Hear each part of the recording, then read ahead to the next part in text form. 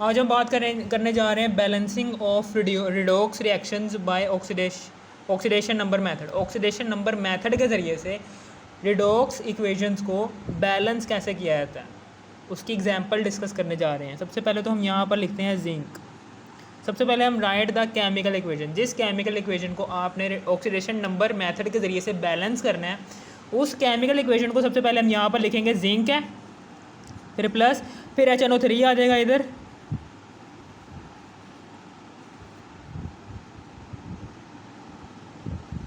और फिर इसके बाद इधर आ जाएगा जिंक, और यहाँ पर आ जाएगा नाइट्रेट, और फिर प्लस आ जाएगा इधर नाइट्रोजन मोनोऑक्साइड आ जाएगी, और फिर प्लस H2O आ जाएगा।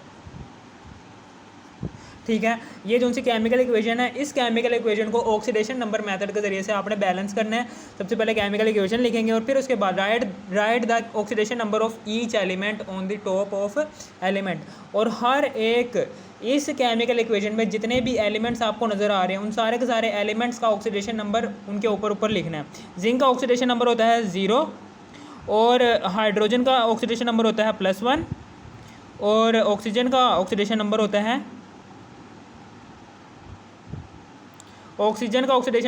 -2। जब आप नाइट्रोजन का ऑक्सीडेशन नंबर निकालोगे ना, वो +5 निकलेगा, +5 आ गया।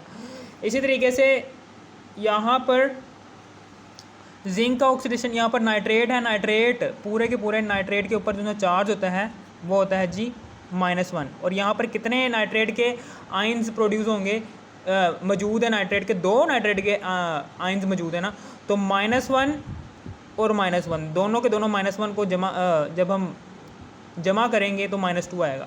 यानी कि एक पूरे के पूरे नाइट्रेट के ऊपर जो सा चार्ज आ रहा है वो -2 आ रहा है।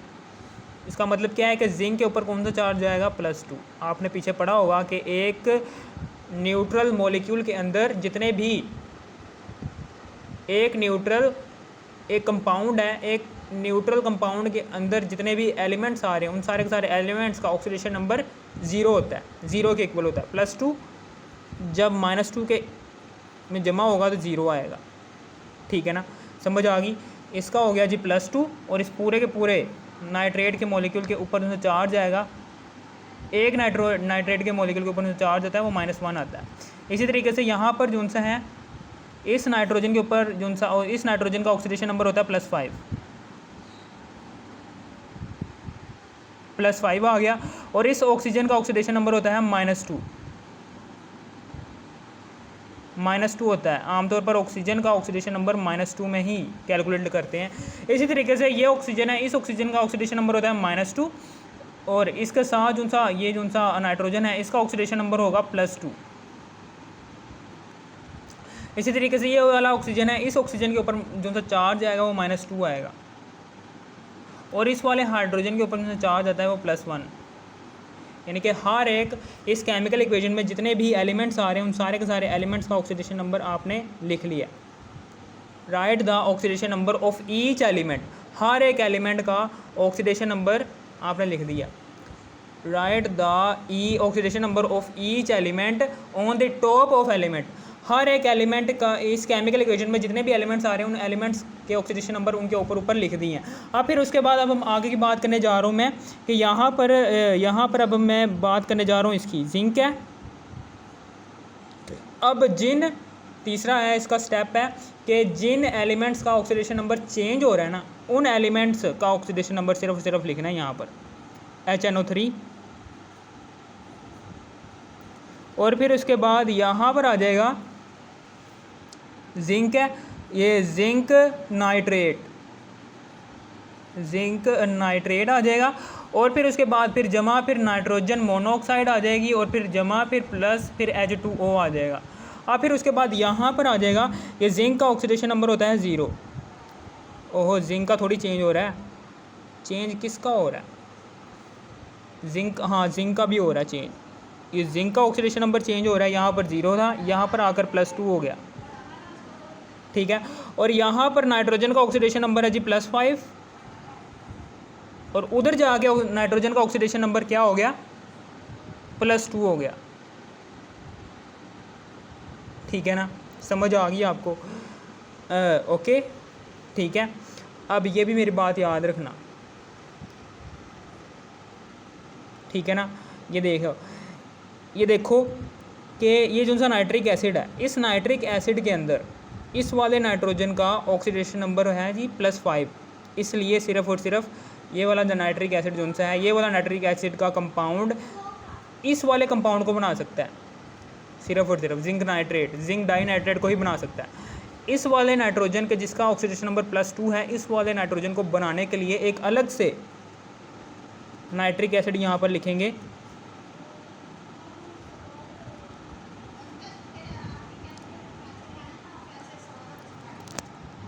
अलग से लिखेंगे यहाँ पर नाइट्रिक एसिड।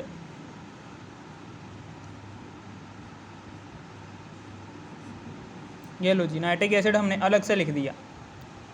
ये वाला जो सा नाइट्रिक एसिड है ना, ये इसे बना रहा है, इस वाले नाइट्रोजन मोनोऑक्साइड को, और ये वाला नाइट्रिक एसिड जो सा है ये जिंक डाइनाइट्रेट को बना रहा है, क्योंकि इस नाइट्रोजन में, इस नाइट्रिक एसिड के नाइट्रोजन में जो सा ऑक्सीडेशन नंबर है वो +5 है, और इस वाले नाइट्रोजन के अंदर +5 इसका ऑक्सीडेशन नंबर है, ठीक है। यहाँ पर ठीक है, समझ आ गई आपको, ये है कुछ। अब हम यहाँ पर आगे एरो लगाएंगे, यहाँ पर अब हम एरो लगाएंगे, एरो बेस क्या है इसकी, द नंबर ऑफ आइडेंटिफाई, ये ऑक्सीडेशन नंबर मेथड की बेस है। Identify the element where the oxidation number is changed, हमने आइडेंटिफाई कर लिए वो एलिमेंट्स जिनका ऑक्सीडेशन नंबर चेंज हो रहा है, ठीक है ना। और फिर उसके बाद इन एलिमेंट्स को एरो की मदद से ज्वाइन कर दें, ज्वाइन बाय एन एरो, ठीक है ना। यहाँ पर अब हम इसको ज्वाइन कर देंगे एरो की मदद से,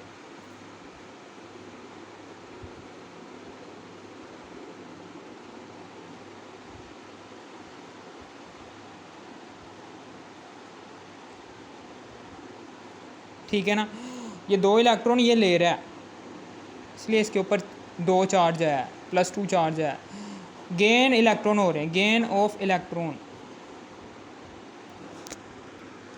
ये इलेक्ट्रॉन लूज़ कर रहा है, इसलिए इसके ऊपर कौन सा चार्ज आ रहा है, +2। यहाँ पर हो रहे हैं लॉज ऑफ कितने इलेक्ट्रॉन, 2 इलेक्ट्रॉन, ये लिख देना। इसी तरीके से यहाँ पर देखो, ये नाइट्रोजन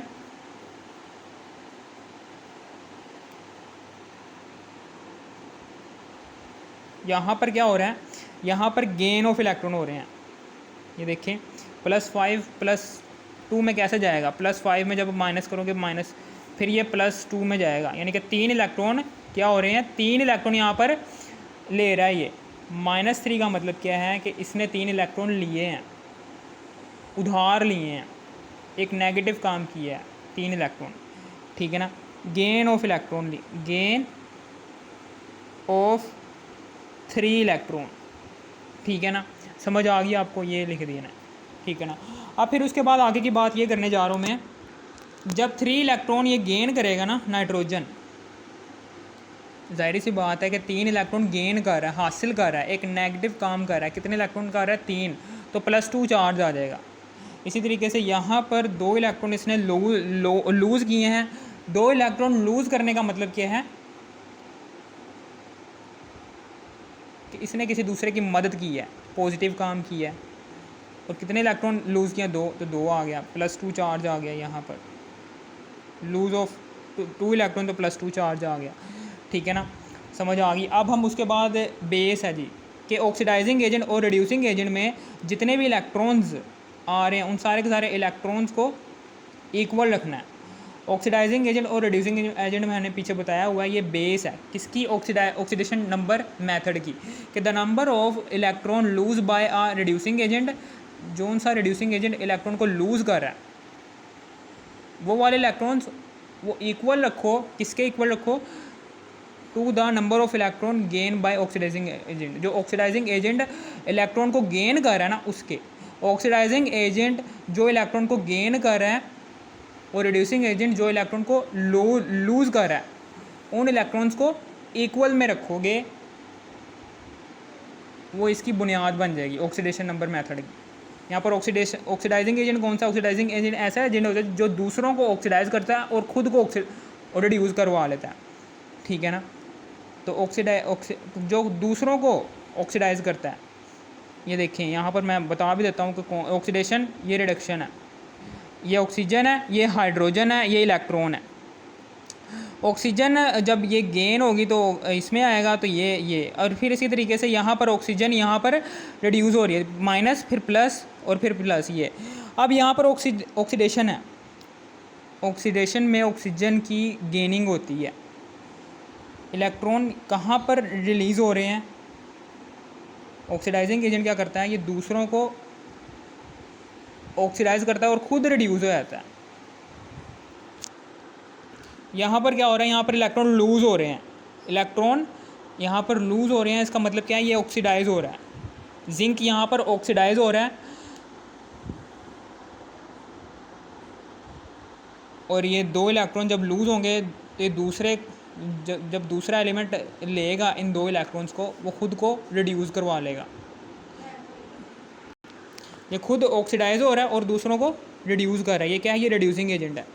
ये क्या है, ये रिड्यूसिंग एजेंट है और ये ऑक्सीडाइजिंग एजेंट है, जो इलेक्ट्रॉन को गेन करके,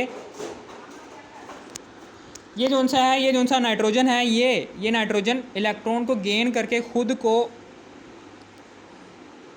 रिड्यूस कर रहा है और दूसरों को ऑक्सीडाइज कर रहा है। ये क्या है, ये ऑक्सीडाइजिंग एजेंट है और ये क्या है, ये रिड्यूसिंग एजेंट है। ऑक्सीडाइजिंग एजेंट गेन करता है इलेक्ट्रॉन को और रिड्यूसिंग एजेंट लॉस करता है इलेक्ट्रॉन को। इन दोनों में इलेक्ट्रॉन की तादाद को इक्वल रखने के लिए हम क्या करते हैं, सूटेबल डिजिट की मदद से इन दोनों को मल्टीप्लाई करते हैं और एक दोनों में इलेक्ट्रॉन की तादाद को इक्वल रखने की कोशिश करते हैं।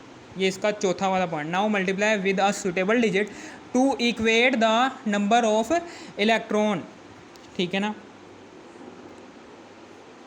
जिंक है, फिर जमा कर दो इसमें HNO3,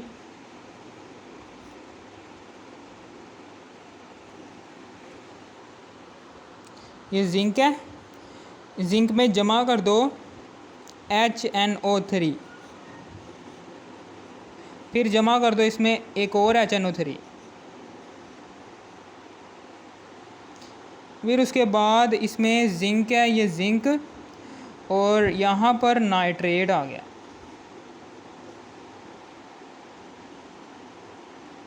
ये नाइट्रोजन मोनोऑक्साइड आ गया, फिर जमा, फिर H2O आ गया।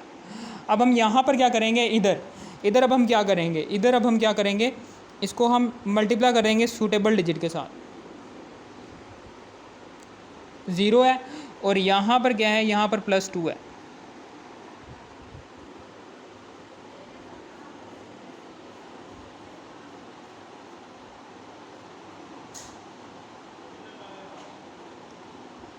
यहाँ पर 2 इलेक्ट्रॉन के लिए, यहाँ पर 2 इलेक्ट्रॉन की रिलीज़ हो रहे हैं, यहाँ पर 2 इलेक्ट्रॉन रिलीज़ हो रहे हैं और इधर 3 इलेक्ट्रॉन ऐड हो रहे हैं। ये नाइट्रोजन जो उनसे है, ये 3 इलेक्ट्रॉन ऐड करवा, यहाँ पर ये जो सा नाइट्रोजन है, ये नाइट्रोजन 3 इलेक्ट्रॉन रिलीज़ कर रहा है। ये दो इलेक्ट्रॉन यहाँ पर 2 इलेक्ट्रॉन रिलीज़ हो रहे हैं, ये 3 इलेक्ट्रॉन यहाँ पर ऐड हो रहे हैं, ठीक है ना। अब इसको ऐसे डिजिट से मल्टीप्लाई करेंगे कि जिससे दोनों ये रिड्यूसिंग एजेंट और ऑक्सीडाइजिंग एजेंट, इनमें इलेक्ट्रॉन की तादाद सेम हो जाए, 3 दूनी 6 इलेक्ट्रॉन। अभी ये सेम नहीं है, अब होगी। इसको अब जब हम 2 से मल्टीप्लाई करेंगे तो यहाँ पर भी 6 इलेक्ट्रॉन आ जाएंगे। इस तरह से ऑक्सीडाइजिंग एजेंट और रिड्यूसिंग एजेंट में इलेक्ट्रॉन की तादाद हमने एक सूटेबल डिजिट से मल्टीप्लाई करके दोनों के दोनों में मौजूद इलेक्ट्रॉन को इक्वल कर लिया। अब हम यहाँ पर क्या करेंगे, इस सूटेबल डिजिट को दोनों तरफ लिखेंगे, इस जिंक के साथ लिखेंगे और इसके साथ लिखेंगे, इस 3 को, 3 जिंक, फिर जमा, फिर HNO3, ठीक है, 3 जिंक, फिर जमा, फिर HNO3, फिर जमा, फिर उसके बाद एक और HNO3 आ जाएगा, फिर उसके बाद यहाँ पर आ जाएगा ये 3 इसके साथ, इस जिंक के साथ भी आ जाएगा, ये 3 जोन सा है इस जिंक के साथ भी आ जाएगा, जिंक नाइट्रेट, ठीक है ना। इसी तरीके से ये जो सा 2 है ना, NO फिर जमा फिर H2O, ये जो सा 2 है यहाँ पर भी 2 आ जाएगा, इसके साथ भी 2 आ जाएगा और इसके साथ भी 2 आ जाएगा,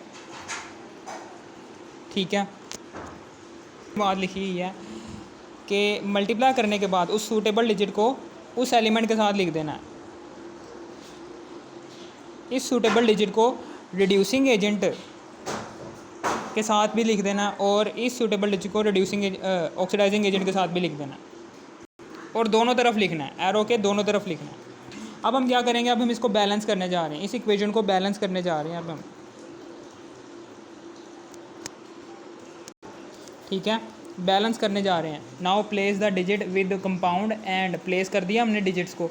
नाउ अब रिमेनिंग जो सी बाकी की इक्वेशन है उसको हम बैलेंस करेंगे through this method, inspection method के ज़रिए से, कि जितने एलिमेंट्स की तादाद यहाँ पर उतने ही एलिमेंट्स की तादाद इधर हो, इसको हम कहते हैं इंस्पेक्शन मेथड, ठीक है। अब हम यहाँ पर लिखने जा रहे हैं, अब हम इसको बैलेंस करने जा रहे हैं। कितने जिंक के एलिमेंट्स हैं यहाँ पर, 3 है, तो उधर भी जिंक के 3 ही है।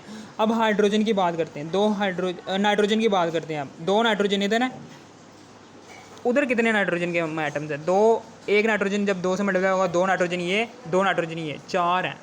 तो इधर भी मैं 2 लिख देता हूँ, 2 नाइट्रोजन ये, 2 नाइट्रोजन ये, 4 नाइट्रोजन यहाँ पर भी हो गए, ठीक है। यहाँ पर अब हम बात करेंगे 4 नाइट्रोजन इधर भी, 4 नाइट्रोजन उधर भी। अब हम यहाँ पर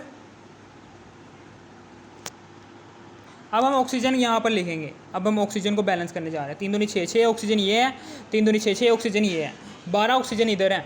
तो इधर देखो 3 दूनी 6, 6 ऑक्सीजन ये, 6 जब इससे मल्टीप्लाई होगा 3 6 18, 18 19 20, ओहो सॉरी, ये नाइट्रोजन जो सा है ना, ये नाइट्रोजन मैं सही तरीके से बैलेंस नहीं किया। नाइट्रोजन कितने हैं, 2 नाइट्रोजन है, 2 नाइट्रोजन 3 से मल्टीप्लाई होगा, 3 दूनी 6, 6 नाइट्रोजन ये हैं, 6 7 8, 8 ये हैं, 8 हैं, 2 नाइट्रोजन ये है, ये आगे, और 6 नाइट्रोजन ये, 6 लगा दूंगा इधर, ठीक है।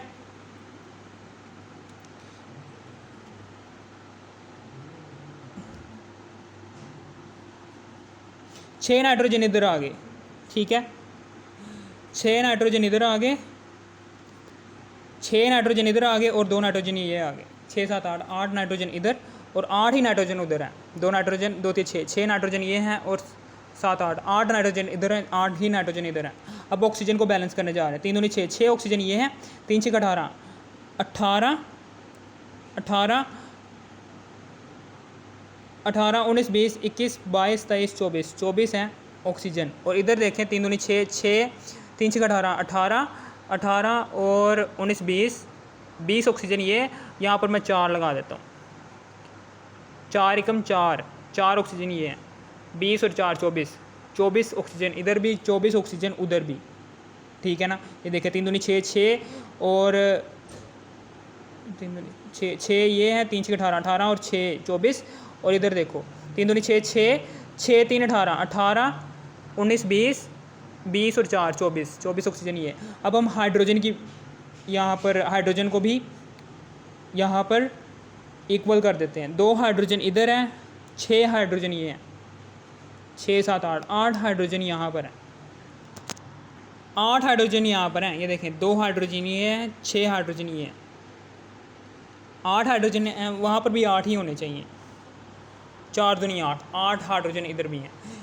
इस तरह से आपकी ये इक्वेशन जो सी है, ये जो सी इक्वेशन है, ये वाली केमिकल इक्वेशन जो सी है, ये ऑक्सीडेशन नंबर मेथड के ज़रिए से बैलेंस हो चुकी है। अगर आपको इस वीडियो की तरह से भी थोड़ी सी भी समझ आ गई, इस वीडियो को कर दो लाइक और सब्सक्राइब और शेयर भी कर देना। Thanks for watching me. अगर आपने इस वीडियो का पार्ट 1 नहीं देखा तो आपने इसी वीडियो के टाइटल पर क्लिक करना है। इसी वीडियो के टाइटल पर क्लिक करने के बाद, इसी वीडियो के डिस्क्रिप्शन में जाने के बाद इसी वीडियो का पार्ट 1 भी देख लेना। ये है जी पार्ट 2। Thanks for watching.